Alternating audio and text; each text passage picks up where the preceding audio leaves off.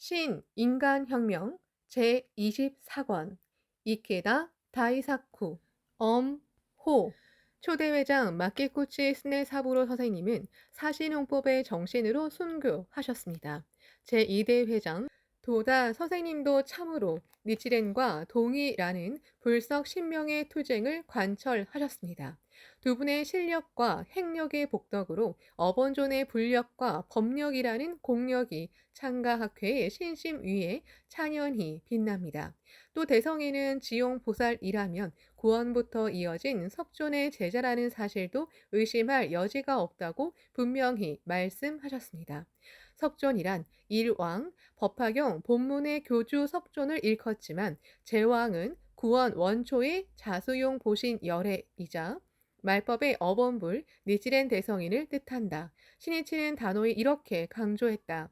우리는 지용보살이고 대성인의 본 권속인 구원의 제자이기 때문에 말법 광선유포라는 커다란 무대로 뛰어나왔습니다. 깊은 사명감으로 대성인에게 직결하는 우리입니다. 진정으로 광선유포의 책임을 짊어지고 일어서서 고민하고 괴로워하며 기원하고 투쟁한다면 대성인의 남묘호링개교라는 생명이 솟아나지 않을 리 없습니다. 나 자신 어느 누구에게도 의지할 수 없어 오직 홀로 결단을 내렸습니다. 가면이 나아가야만 할 때도 그 확신을 단호히 관철했습니다. 신이치의 마음에는 언제나 대성인 직결의 신심을 관철하는 단체는 우리 창가학회라는 후지산 같은 확고부동한 대확신이 있었다. 신이치는 지용보살의 본질은 무엇인가에 관해 깊이 파고들었다. 보살의 본영은 서원이라는 점이 있습니다. 그리고 지용보살의 서원은 법화 홍통에 있습니다. 그러므로 진심으로 주위 사람들을 행복하게 만드는 광선유포를 위해 서원하는 창제가 중요합니다. 엄하게 말하면 서원이 없는 창제는 지용보살의 창제가 아닙니다. 서원에는 말을 타파하고 승리하는 부처의 생명이 용서숨친다. 신이치는 모든 동지가 한 사람도 빠짐없이 대공덕을 받기 바랐다.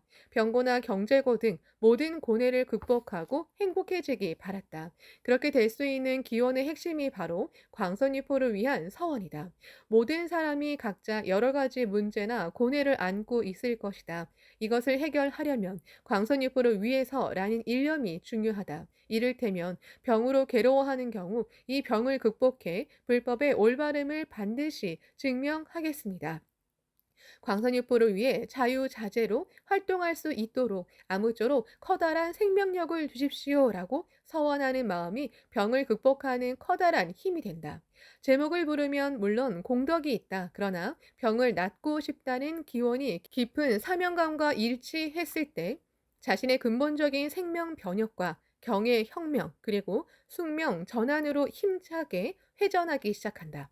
광선유포를 서원하며 창제에 힘쓸 때 자신의 흉중에 지용보살의 대생명이 용연하고 니치렌 대성인의 생명이 맥동하여 기심의 불개가 열린다. 그렇게 하는데 경의 혁명이 있고 극적인 숙명 전환도 가능하다. 또 홍교를 비롯한 광선유포를 위한 도전 과제를 성취하려고 고민하고 창제하는 것 자체가 이미 지용보살의 생명이다. 그러므로 그렇게 실천하는 가운데 개개인이 직면한 여러 가지 고뇌도 극복하고 해결할 수 있다.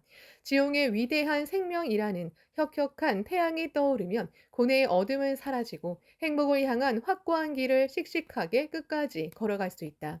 신이치는 처음엔 니치렌 한 사람이 남묘 호링개교라고 불렀으나 2인, 3인, 100인 이렇게 차례로 불러서 전하느니라. 어서 1360쪽라는 구절에서는 홀로서는 용기 있는 신심을 역설했다.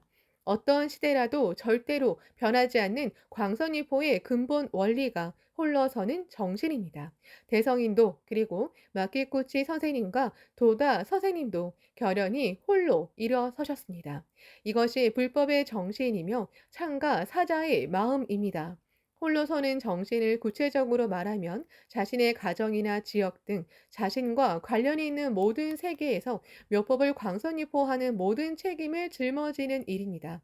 우리 한 사람 한 사람에게는 가족, 친척, 우인 등 다른 어느 누구도 대신하지 못하는 자신만의 인간관계가 있습니다. 묘법에서 보면 그곳이 사명의 본 국토이며 그 사람들이 곧 자신의 권속입니다. 자기가 있는 세계를 광선유포하는 자격과 책임을 가진 사람은 자기뿐입니다. 그러므로 홀로 선다는 원리가 중요합니다. 어버물 니치렌 대성인의 사자로서 자신은 지금 이곳에 서 있다는 것을 자각해야 합니다. 그리고 각자의 세계에서 힘차게 일어서는 것이 지용보살입니다. 그 속에서만 광선유포가 있음을 잊지 말기 바랍니다. 가장 가까운 곳에서 불법을 홍통하는 일은 눈에 띄지도 않지만 그럼에도 불구하고 가장 힘든 싸움이라고 할 수 있다. 자신의 모든 것을 지켜보고 있는 만큼 허영도 허세도 통하지 않는다. 성실하게, 진지하게, 끈기 있게, 정열적으로 행동하고 실증을 나타내면서 정진을 거듭하는 수밖에 없다. 그러나 바로 그렇게 하는 곳에 진정한 불도 수행이 있다. 또 이 구절은 광선유포는 반드시 민중이라는 대지에서 고조되고 성취된다고 말씀하신 부분입니다. 광선유포는 결코 권력으로 이루어지는 것이 아닙니다. 민중과 민중의 혼을 불법 대화를 통해 촉발하는 것이야말로 그 원동력이 됩니다. 그리고 신이치는 유배의 몸이지만 희열은 한량 없도다. 어서 1360쪽라는 구절을 들어 절대적 행복 경애에 관해 언급하기 시작했다. 니치렌 대성인은 유배된 몸이라는 참으로 가혹하고 힘든 처지에 놓이셨습니다. 게다가 목숨마저 위협받으며 언제 살이 될지 모르는 상황이었습니다. 일반적인 생각하자면 비탄에 잠기고 절망스러운 세계입니다. 대부분의 사람은 대성인이 불행하다고 생각할 것입니다. 하지만 그렇게 생각하는 까닭은 상대적인 차원의 행복감 때문입니다. 대성인이 마음속에 확립하신 경애에서 보자면 이 세상 그 누구보다 풍요롭고 대환희가 샘솟는 광대하고 확고부동한 행복을 만끽하셨던 것입니다. 이 경애가 절대적 행복 경애입니다.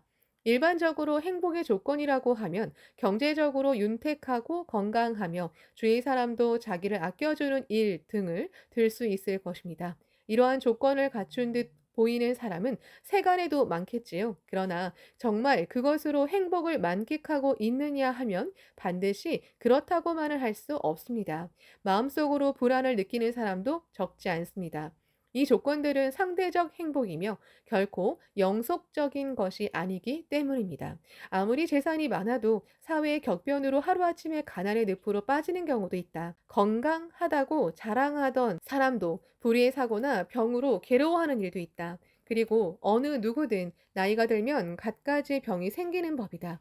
상대적 행복은 자기와 환경적인 조건과의 관계에 따라 성립된다. 그러므로 환경의 변화에 따라 그 행복도 덧없이 무너진다. 또 가지고 싶은 것을 손에 넣었다고 해도 끝없는 자신의 욕망을 제어하지 못하는 한 행복하다는 실감은 한순간에 지나지 않는다. 재산 등에 대한 과도한 집착은 오히려 마음을 빈곤하게 만든다. 스위스의 철학자 힐티가 남긴 잠언에 이렇게 있다. 만일 재산이 사람을 오만과 게으름과 무의와 욕망과 인색함에 빠뜨린다면 재산은 불행 그 자체가 된다. 사람은 재산과 지위, 건강, 명예 등 상대적 행복을 바라고 구하며 노력하는 가운데 향상하고 성장하는 것도 사실이다. 또 소원 만족의 불법을 수지한 우리는 강성한 신심으로 바라는 일을 이룰 수 있고 그렇게 되면 신앙의 힘을 실증하는 일이기도 하다. 그러나 무너지지 않는 진실한 행복은 상대적 행복이 아니라 절대적 행복에 있다. 신이치는 대확신으로 이렇게 호소했다. 절대적 행복이란 상대적 행복의 연장선상에 있는 것이 아닙니다. 상대적 행복이라는 차원에서는 아무리 불행하게 보일지라도 절대적 행복을 확립할 수 있습니다. 그 예가 희열은 한량 없도다. 어서 1360쪽라고 말씀하신 니치렌 대성인의 경외입니다. 절대적 행복은 유의 전변하는 주변 조건에 지배되지 않고 자기가 마음으로 정한 사명과 목적을 향해 실천하는 가운데 생기는 생명 자체 자체의 충실감과 만족감입니다. 여기에서 가장 중요한 점은 자기가 정한 사명과 목적이 우주를 꿰뚫는 상주불변의 법과 합치한다는 점입니다. 결론으로 말씀드리면 광선유포의 사명을 자각하고 대원을 위해 끝까지 살아가는 마음, 그곳에 진실한 절대적 행복이 구축됩니다.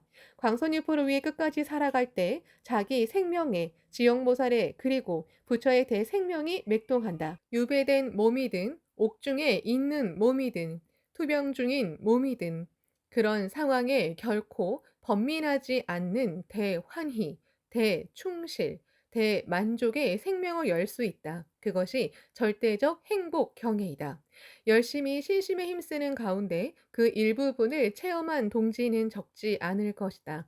아무리 가난하고 병고에 시달려도 지용의 사명에 불타 의연히 절복을 위해 걸었을 때 느끼는 생명의 약동과 환희 그리고 충실이다. 창가의 동지는 아무리 호화저택에서 살더라도 불법을 알려고도 하지 않으며 학회를 업신여기는 사람을 보면 마음 깊은 곳에서 불쌍하다는 느낌이 들었다. 반드시 이 사람에게 진실로 행복해지는 길을 가르쳐주고 싶다고 통절히 생각했다. 그 경지야말로 절대적 행복 경애로 이르게 하는 길이다.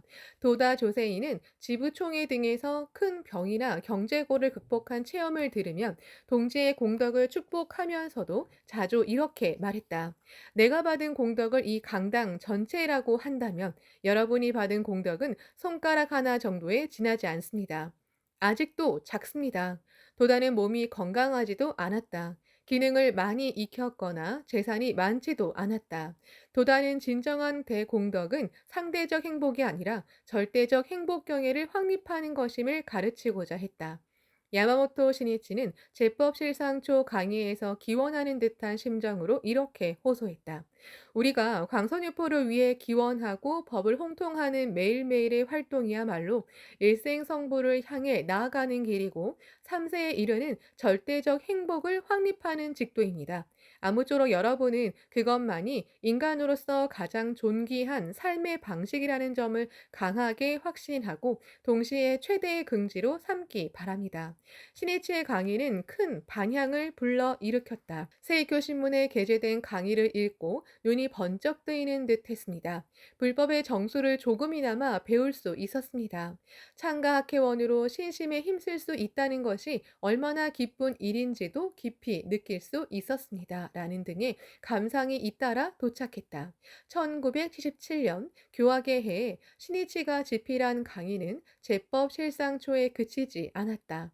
교학 이론지 대백연화에도 1월호부터 106개 초 강의를 연재하기 시작했다. 그리고 생사 일대사 혈맥초 강의를 6회로 나누어 연재한 데 이어 그 밖에도 보은초, 법문을 말씀하시는 방법지사 선시초, 계목초 강의 등을 세이쿄 신문에 잇따라 게재했다. 신해치는 날마다 촌음을 아끼며 열심히 어서를 배독하고 사색에 사색을 거듭했다. 또 여러 회합에서 어서를 통해 격려를 거듭했다. 신이치는 자신이 실천함으로써 교학 운동에 새로운 큰 파도를 일으키고자 했다. 1월 15일 오사카부 도요 나카시에 있는 간사이 도다 기념 강당에는 전국에서 교학부 교수 대표 4,500명이 모여 성대하게 교학부 대회를 개최했다. 12일 밤부터 일본 열도에 한파가 덮쳐 눈이 쌓이고 선로에 금이 가거나 정전 사고 등이 잇따라 발생해 열차 운행에 많은 지장을 주었다. 그러나 이날 아침 오사카 지방은 눈부신 햇살에 감싸였다. 참석자는 교학의 해의 중요한 행사가 되는 교학부 대회였기에 수송기간의 혼란에도 아랑곳하지 않고 기쁜 마음으로 모였다. 야마모토 시니치는 이 대회를 통해 교학 신시대의 막을 열어야겠다고 결의했다. 그리고 기념 강연도 직접 하기로 하고 준비에 박차를 가했다. 교학 신시대는 불법의 법리를 현대사회와 세계에 전개해 미래를 창조하는 새로운 사조를 형성하는 시대다. 신이치는 그를 위해 교학적인 문제 하나하나를 인간을 위한 종교라는 관점에 서서 근원부터 다시 파악하고 의미를 분명히 밝히는 일부터 시작해야 한다고 생각했다. 교학부 대회의 식순이 차례로 진행되었다. 1월 중순에 들어선 한겨울 날씨에도 불구하고 장내는 새로운 사상 운동을 일으키고자 하는 참석자의 열기가 가득했다. 마지막으로 신이치가 등단했다. 모두 뛰는 가슴을 안고 신이치의 이야기를 기다렸다. 신이치는 먼저 참석자의 노고를 치하한 다음 단숨에 본론으로 들어갔다. 불교는 본디 변혁의 종교입니다. 여러분도 잘 아시다시피 석존이 불교를 일으킨 이유도 권위주의로 타락해 고뇌하는 민중을 구제하는 일을 잊은 브라만교와 맞서 종교를 인간의 손에 되돌리기 위해서였습니다. 종교를 위한 인간에서 인간을 위한 종교로 크게 방향을 바꾼 회전점이 사실상의 불교 발상이었습니다. 불교는 참으로 민중을 소생시키기 위한 변혁 속에서 태어났다고 해도 과언이 아닙니다. 신이치의 강연은 명쾌했다. 모두 그렇다고 생각했다.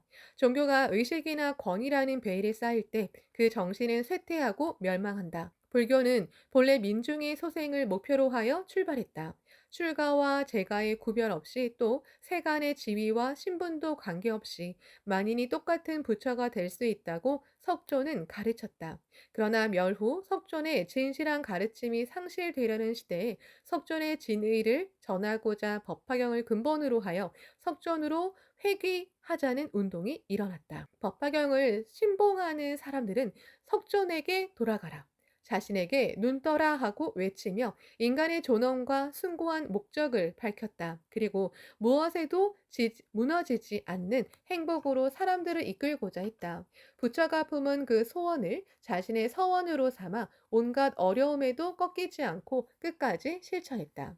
법화경은 이 운동의 지도자들을 법사라고 부른다. 이 법사에게는 출가와 재가, 남성과 여성의 차별도 없었다.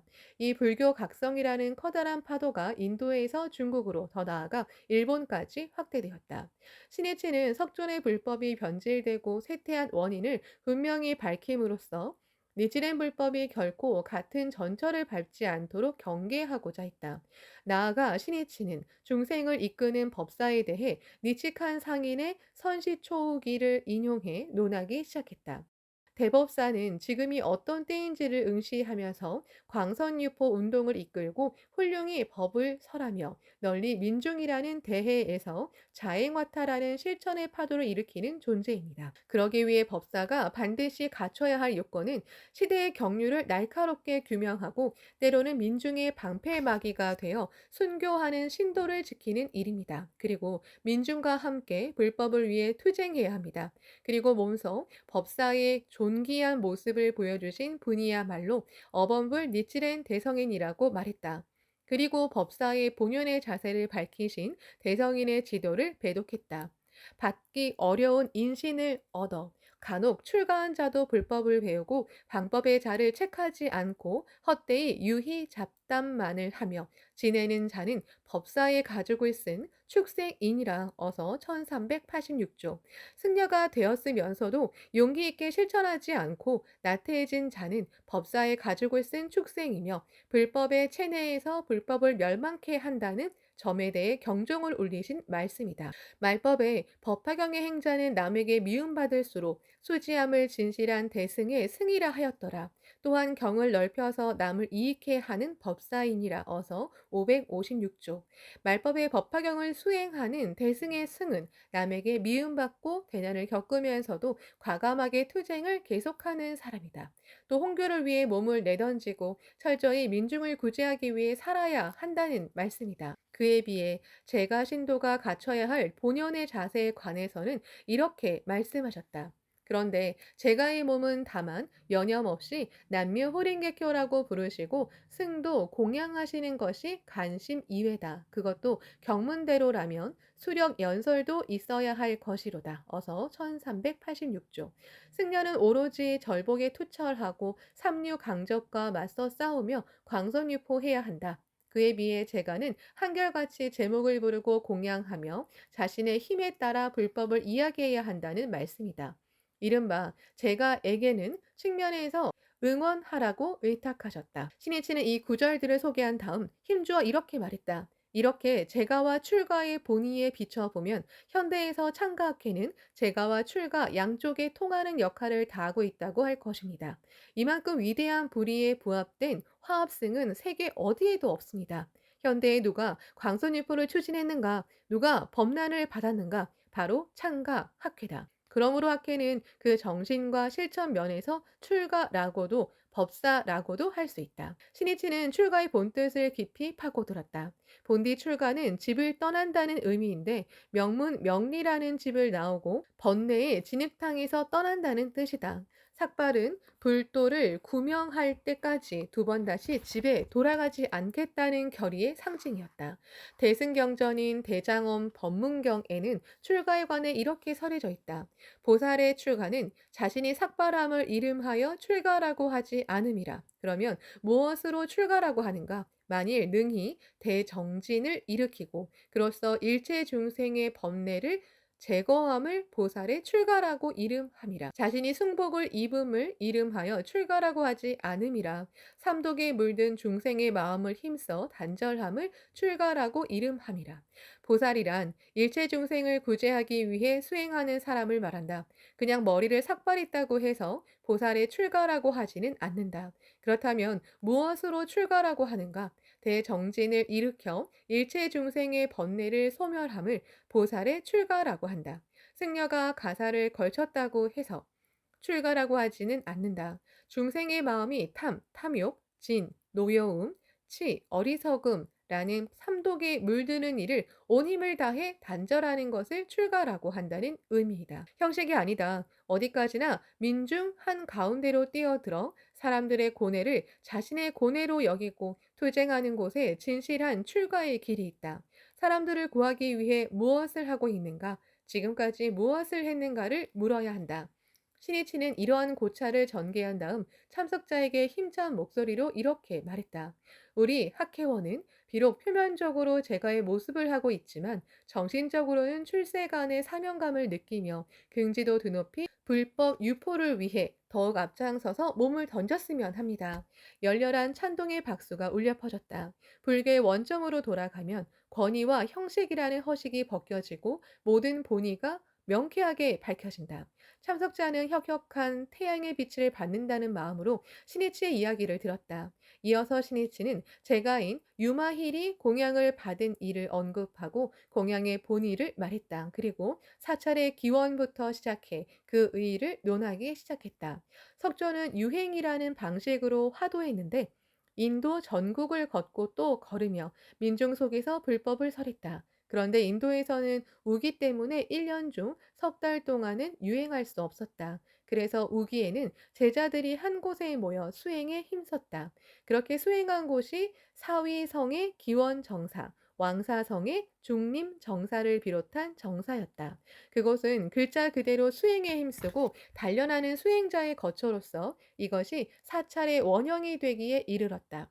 수행하며 연찬을 심어한 승들은 우기가 지나면 다시 각지로 흩어졌다. 다시 말해 당시의 정사는 현재의 사찰처럼 승직에 있는 사람이 살며 종교적 의식을 집행하기 위한 곳이 아니었다. 이른바 수행을 위한 거점이었다.